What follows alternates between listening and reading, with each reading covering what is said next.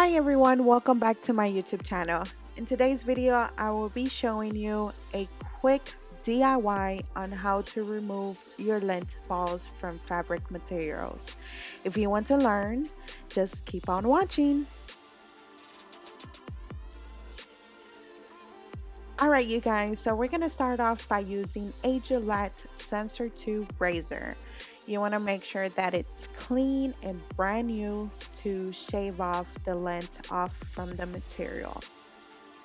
We're going to start off by doing light strokes to the material and repeat this technique in different directions to remove the lint.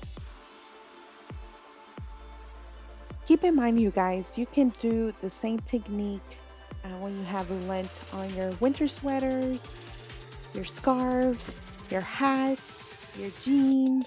Trust me, it will be removed doing the same techniques. And there you go, it is lint free. If you want to see more videos like this, make sure you subscribe to my YouTube channel. Until next time, bye.